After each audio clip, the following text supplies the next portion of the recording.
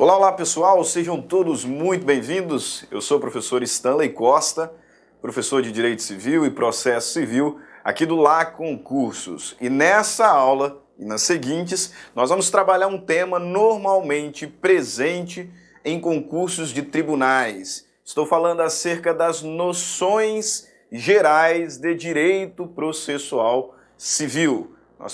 Nós faremos aí alguns blocos de 30 minutos trabalhando os temas principais acerca deste tópico do seu edital chamado de Noções Gerais de Processo Civil, ok? E nesse contexto de noções gerais, nós não teríamos como começar de outra forma, senão tratando acerca das chamadas normas fundamentais do direito processual civil, que se encontra nos primeiros artigos do nosso Código de Processo Civil. Normas fundamentais.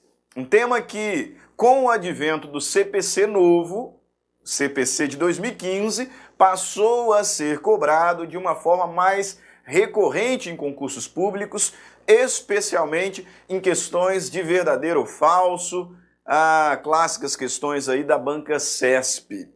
E eu digo isso porque no antigo CPC, obviamente que nós também tínhamos normas fundamentais, só que nós não tínhamos um capítulo específico dentro do código reservado para esse tópico. As normas, então, estavam distribuídas ao longo de todo o texto legislativo, que não é pequeno. Já no novo CPC, de uma forma didática, de uma forma precisamente técnica, o legislador, então, passou a reservar um capítulo próprio para as normas fundamentais, aqui nos primeiros 15 artigos. E, consequentemente, você bem sabe, com essa tendência de se cobrar texto da lei em provas de primeira fase, nós começamos a ver temas relacionados a normas fundamentais serem cobrados de forma mais corriqueira. Por isso, esse tópico consta no seu edital e nós não podemos, de forma alguma, ignorá-los. Professor, mas o que são essas normas fundamentais? Basicamente, nesse ponto da matéria, nós estamos falando sobre os princípios fundamentais do direito processual civil. Boa parte deles que se encontram também encartados na Constituição Federal. E assim, nós então nos deparamos com o artigo 1º do Código. O artigo 1º do Código Civil, que vai aqui nos dizer: o processo civil será ordenado, disciplinado e interpretado conforme os valores e as normas fundamentais estabelecidos na Constituição da República Federativa do Brasil, observando-se as disposições deste Código. Em verdade, esse artigo 1º, esse artigo introdutório, ele nos traz uma enorme obviedade. Costumo dizer, o texto do artigo 1º, ele é extremamente óbvio, o que não significa de maneira alguma que seja desnecessário. Não é isso que estou dizendo. Especialmente por estarmos num contexto de normas fundamentais, esse artigo tem o seu valor. A questão é que ele traz consigo um conteúdo óbvio, que nós vamos aqui chamar de força normativa do texto constitucional. O artigo 1º do Código Civil, o que ele nos traz, o que ele consagra no bem da verdade, é a chamada força normativa do texto constitucional. E segundo esse artigo, por isso digo que o seu conteúdo é óbvio, as normas do direito processual civil devem estar de acordo, devem estar de conformidade com a Constituição Federal. Né? Óbvio, perfeito? Por isso nós já passamos aqui para os próximos artigos, para o próximo artigo, o artigo 2º, que vai nos trazer, enfim, um princípio basilar, o primeiro princípio basilar do direito processual civil, que é o princípio da inércia, também chamado e muitas vezes cobrado em concursos públicos como princípio da demanda. Professor, princípio da inércia, princípio da demanda, artigo 2º do Código de Processo Civil. O que ele nos traz? O que este princípio consagra?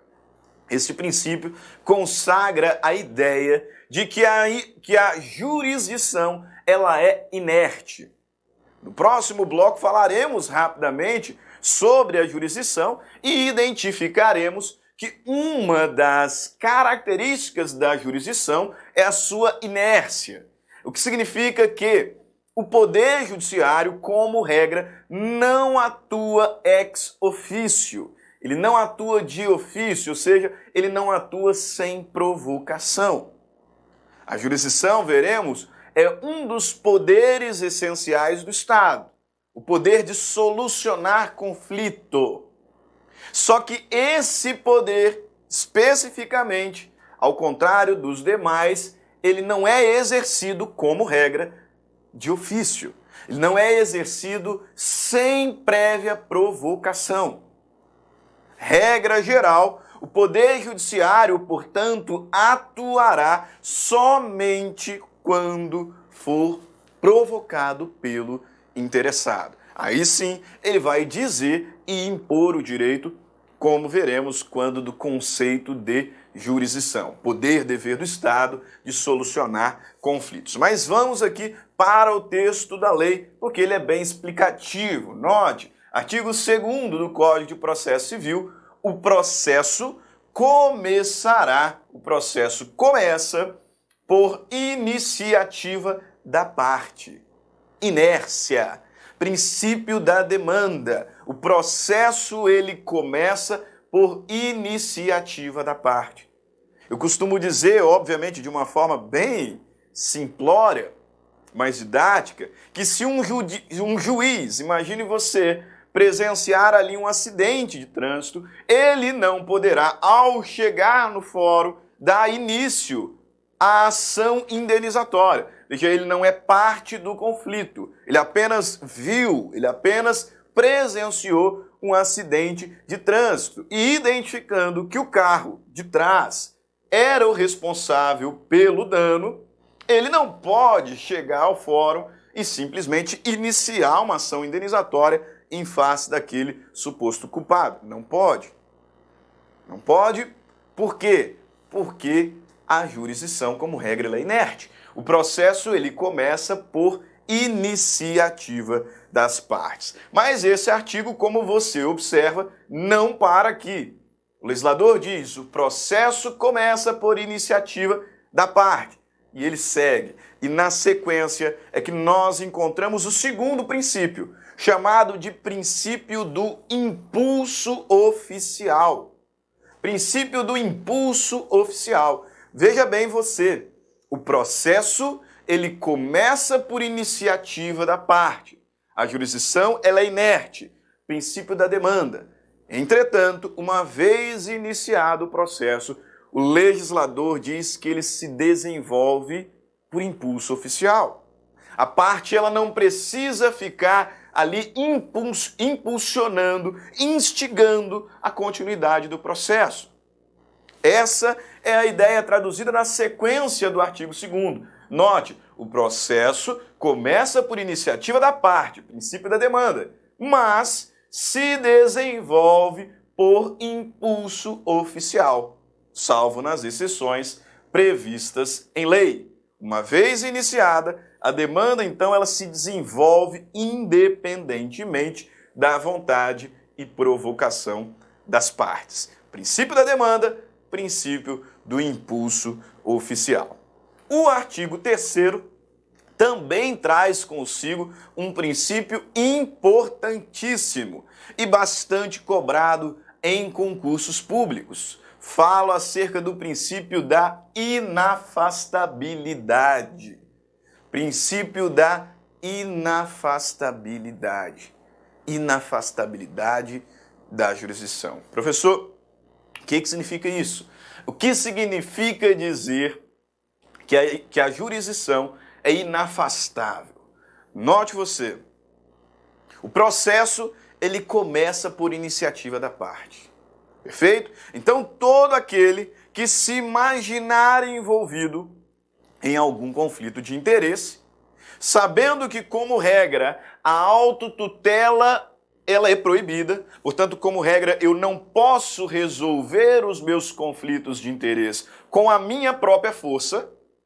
Óbvio que o consenso é sempre bem-vindo, né? A autocomposição, mas eu não posso impor pela minha própria força a solução de um conflito, de modo que acabarei tendo que provocar o Poder Judiciário. E aí o processo começa por iniciativa das partes. Perfeito? Princípio da demanda. O processo começa por iniciativa das partes. Ele vai se desenvolver por impulso oficial. Perfeito? Segundo princípio. Terceiro princípio, a inafastabilidade traduz a ideia de que o legislador, ou melhor, que o julgador não pode se furtar ao dever de dar uma resposta. Uma vez provocado o judiciário, entenda, ele tem que atuar. A jurisdição é inafastável, ela está lá inerte, mas uma vez provocada, ela tem que ser desenvolvida. O Estado tem que exercer. Por isso, costumamos dizer que a jurisdição é um poder-dever. Um poder-dever do Estado. É poder? Sim, mas é dever também. Porque uma vez provocado o Poder Judiciário para o exercício da atividade jurisdicional, ele deverá fazê-lo. A jurisdição ela é inafastável. Note, lá no estudo da LINDB, da Lei de Introdução às Normas do Direito Brasileiro, nós ainda complementamos essa ideia, dizendo que mesmo que não haja lei, mesmo não havendo lei, o Poder Judiciário tem que dar uma resposta. Estou fazendo menção à LINDB, porque lá na LINDB nós vamos encontrar os chamados meios de integração. Na falta da norma, sabendo que a jurisdição é inafastável, a LINDB vai dizer então que o juiz resolverá o conflito com base na analogia, nos princípios gerais do direito e no costume, né? Por ordem, para ficar certinho, analogia, costume e princípios gerais do direito. O que ele não pode fazer é deixar de responder. Deixar de responder, dada a inafastabilidade. Artigo 3º do Código de Processo Civil, que é complementado, ou melhor, que complementa o artigo 5º, inciso 35 da Constituição, diz então: não se excluirá da apreciação jurisdicional ameaça ou lesão a direito. Não se excluirá da apreciação jurisdicional a ameaça ou a lesão a direito. O judiciário, uma vez provocado, não pode deixar de responder. Ah, não tem lei, então julgue com base na analogia, nos costumes e nos princípios gerais do direito. Mas responda. Perfeito? Obviamente que o legislador, ele não restringe a solução dos conflitos à atividade jurisdicional. Até porque num caos judiciário que temos vivido, né, de fóruns superlotados, o que contribui para a morosidade, a gente tem muito interesse em desafogar o Poder Judiciário. Por isso que no encalço dessa ideia de inafastabilidade, o Código de Processo Civil, então ele vai dizer, veja lá, ó, parágrafo 1º, a jurisdição ela é inafastável? Sim. Perfeito. Mas a arbitragem ela é permitida, tá? Então se você quiser, ao invés de ir para o judiciário, ir para a arbitragem, vá. A arbitragem é permitida, lembre-se. Além disso, para tentar tornar mais célere o Poder Judiciário, o legislador vai dizendo, o Estado promoverá sempre que possível a solução consensual dos conflitos. Enquanto houver conflito, normalmente mais moroso fica o processo. Por isso o legislador começa já aqui no início, dizendo que o Estado ele deve instigar, ele deve sempre que possível promover o consenso. Porque assim a gente resolve o conflito de uma forma satisfatória e mais célere. Parágrafo 3º, a conciliação, a mediação e os outros métodos de solução consensual de conflitos deverão ser estimulados por juízes, advogados, defensores públicos e membros do Ministério Público, inclusive no curso do processo judicial. Ok? Quarto princípio, esse princípio aqui, quem não vem do direito propriamente, né, está fazendo aí um concurso para técnico, enfim, não vem da faculdade de direito, pode até achar que é uma utopia. Né? Talvez seja, mas está aqui no código. E a gente tenta, na medida do possível, buscá-lo, embora nem sempre isso tenha se materializado. Estou me referindo ao quê? Ao princípio da duração razoável do processo. O processo no Brasil demora, né? Normalmente demora, mas está encartado no Código de Processo Civil, bem como na Constituição Federal, o princípio da duração razoável do processo. Né? Então o processo ele deve, na medida do possível, ser célere. Ele não deve demorar muito. Embora na prática a gente consiga ali perceber bem facilmente que não é muito aplicado, né? Não é muito privilegiado por vezes esse princípio. Mas veja lá o texto da lei. As partes têm o direito, constitucionalmente reconhecido, de obter em prazo razoável a solução integral do mérito, incluída a atividade satisfativa. Então, não apenas a sentença, mas também o cumprimento dessa sentença deve se dar de uma forma célere, deve se dar de uma forma razoável, tá? Considerando, obviamente, todo o contexto do Poder Judiciário. Não vou me ater, por conta do nosso tempo, são blocos de 30 minutos, mas o legislador ele traz algumas ferramentas para a duração razoável do processo, tá? Ao longo do Código de Processo Civil, em outras leis esparsas. Por exemplo, a Lei 9.099 institui os juizados especiais. Né? Há alguns anos atrás nós começamos a falar em processo sincrético. Acabou o processo de conhecimento, eu já começo o cumprimento da sentença sem necessidade de distribuição de nova petição inicial. Possibilidade de julgamento de improcedência liminar, possibilidade de julgamento antecipado do mérito, de julgamento monocrático do relator em sede de recurso, incidentes de resolução de demandas repetitivas que vincularão a decisões inferiores. No mesmo contexto, julgamento de recursos especiais, extraordinários, repetitivos, e outros tantos instrumentos espalhados pelo Código de Processo Civil. Tá? Então, veja, o legislador processualista, ele não apenas nos traz aqui introdutoriamente o princípio da duração razoável do processo, mas ele confere-nos, ao longo do Código, algumas ferramentas para tentar implementar tal premissa. Próximos princípios. Né? Dois em um, dois que estão aqui diretamente relacionados. Falo sobre o princípio da boa-fé e o princípio da cooperação. Aqui, boa-fé objetiva.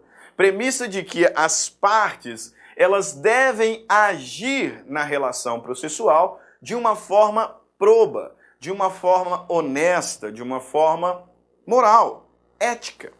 Ok? Pelo princípio da boa-fé objetiva, nós temos que as partes, e não apenas as partes, todos os sujeitos processuais, eles devem agir de uma forma honesta, leal, ética, proba. Veja o texto da lei. Aquele que, de qualquer forma, participa do processo. Então, como partes ou não, aquele que, de qualquer forma, participa do processo deve comportar-se de acordo com a boa-fé. E complementando essa premissa, o artigo 6º nos traz então o princípio da cooperação, onde o legislador diz: todos os sujeitos do processo devem cooperar entre si para que se obtenha em tempo razoável decisão de mérito justa e efetiva. Então, todos os sujeitos processuais devem agir de forma leal, de forma honesta, de forma proba, contribuindo, cooperando para uma decisão, para uma solução em tempo razoável, ok? E o legislador, ele penaliza quem não age dessa forma.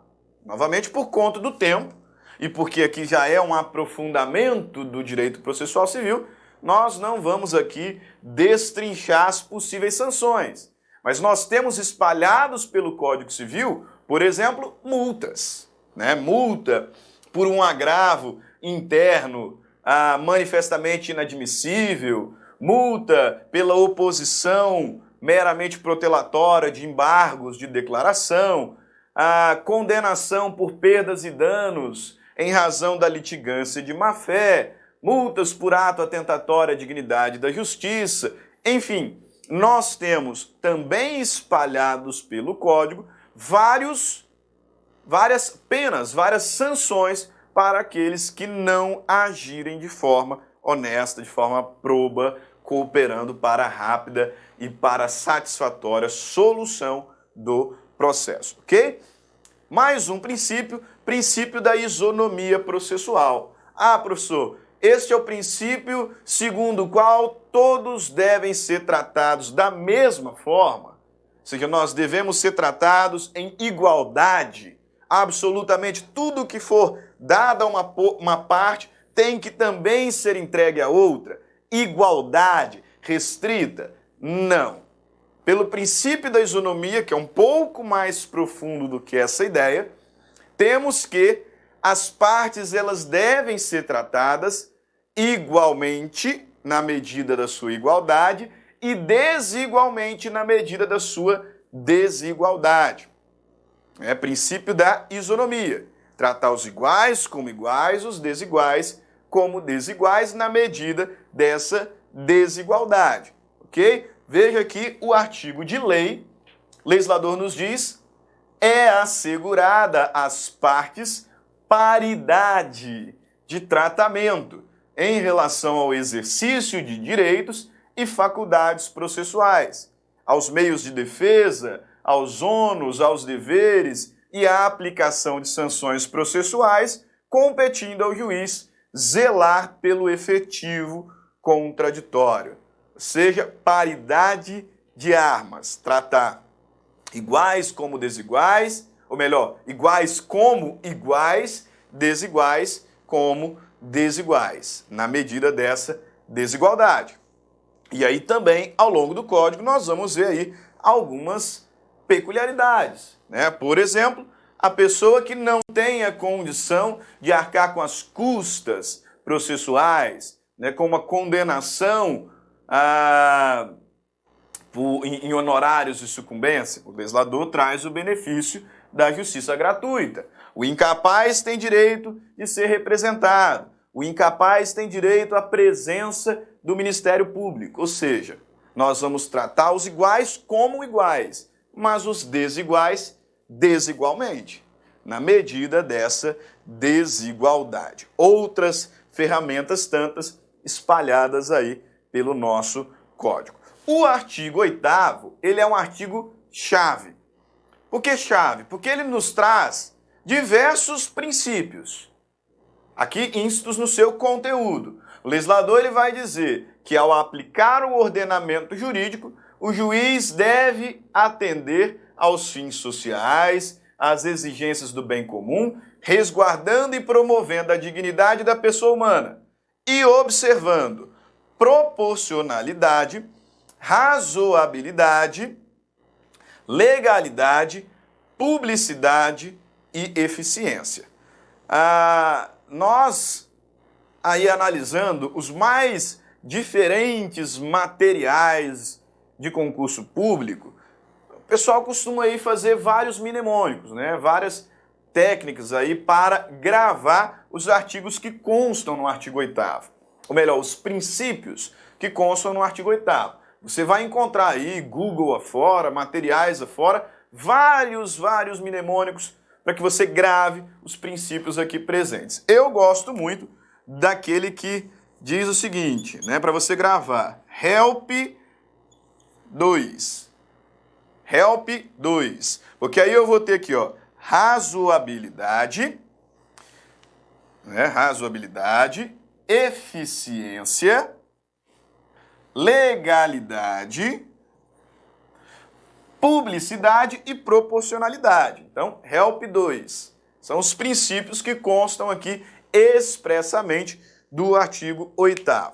Além, evidentemente, da própria dignidade da pessoa humana. Perfeito?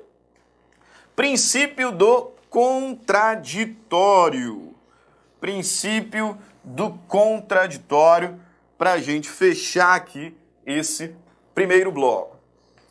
O princípio do contraditório, ele está previsto no artigo 9º. Ele está previsto aqui no artigo 9º do Código de Processo Civil, onde o legislador nos diz o seguinte: não se proferirá decisão contra uma das partes sem que ela seja previamente ouvida. Perfeito? Princípio do contraditório. O princípio contraditório, ele repousa sobre um binômio, que é o binômio da informação e manifestação. Ou seja, os sujeitos do processo, notadamente as partes, eles têm o direito de serem informados sobre aquilo que acontece no processo e têm o direito de manifestar acerca disso, ou seja, de reagir. Cuidado, porque o contraditório, ele não se confunde com a ampla defesa. O contraditório não é uma prerrogativa, por exemplo, do réu apenas. Muito embora, na pessoa do réu, nós consigamos observar o contraditório de uma forma mais dilatada, de uma forma mais evidente. Mas não é uma prerrogativa reservada exclusivamente ao réu. Por quê? Porque ele não se confunde com a defesa. Na verdade, como disse, né, ele repousa sobre esse binômio de informação e possibilidade de manifestação. Isso é contraditório. As partes do processo, elas têm o direito de serem informadas sobre o que nele acontece e têm o direito de manifestar acerca disso. Perfeito? Nesse contexto é que nós vamos falar em contraditório substancial. Contraditório substancial. Por quê? Porque o legislador ele está dizendo aqui no artigo 9º, e aí depois ele completa no 10, o seguinte: não se proferirá decisão. Não se proferirá decisão contra uma das partes sem que ela seja previamente ouvida. Ou seja, informa a parte e ouve antes de decidir. Complementarmente, artigo 10, o juiz não pode decidir em grau algum de jurisdição com base em fundamento a respeito do qual não se tenha dado às partes oportunidade de se manifestar, ainda que se trate de matéria sobre a qual deva decidir de ofício. O artigo 10 é muito importante, porque ele diz o seguinte: mesmo naquelas situações em que for conferido ao juiz a possibilidade de julgar de ofício, ou seja, sem provocação, a parte não pediu e o juiz vai decidir. Mesmo nessas situações em que o juiz puder decidir de ofício, antes ele tem que informar as partes e dar às partes a possibilidade de se manifestarem. Isso é contraditório. Informação e possibilidade de manifestação. Ah, professor, mas esse princípio, ele é absoluto? Não, não é. O legislador, ele nos traz o princípio do contraditório substancial, com a ideia de que nenhuma decisão será proferida sem antes ouvir as partes e dá a possibilidade delas se manifestarem. Inclusive quando o juiz puder decidir de ofício. Agora, essa não é uma regra absoluta. Essa regra comporta exceção, e as exceções estão previstas nos incisos do parágrafo único, onde o legislador diz: o caput não se aplica. Em outras palavras, o juiz poderá decidir sem ouvir a parte previamente. Quando? Quando se tratar de tutela provisória de urgência, alguma das situações de tutela de evidência, não todas, mas aí não cabe mais aqui ao tema noções gerais, né? Então, tutela de urgência, tutela de evidência e a decisão prevista no artigo 701, né, que é uma liminar também, perfeito? Relacionada à ação monitória. Mas, enfim, o que eu quero que você guarde aqui para nós encerrarmos esse primeiro bloco. O que eu quero que você guarde para nós encerrarmos esse primeiro bloco. Princípio do contraditório. Informação, possibilidade de manifestação. Contraditório substancial. A regra é: antes de decidir, o juiz tem que ouvir as partes, mesmo quando ele puder decidir de ofício. Por exemplo, numa situação de prescrição. Mas essa regra, ela não é absoluta. Poderá o juiz decidir sem ouvir as partes antes, nas hipóteses de tutela de urgência, algumas hipóteses de tutela de evidência e na liminar da ação monitória, ok? Nessas situações excepcionais, não é que nós não teremos o contraditório. O contraditório ele será postergado, ele será diferido. O juiz primeiro decide, depois dá à parte a possibilidade de se manifestar. Dá à parte o conhecimento e a possibilidade de se manifestar, ok? Esse foi apenas o primeiro bloco sobre noções gerais de processo civil. Nós vamos seguir com as normas fundamentais no próximo bloco e então resolver algumas questões para você observar como que isso pode ser cobrado na sua prova, ok? Grande abraço, até daqui a pouco. Tchau, tchau.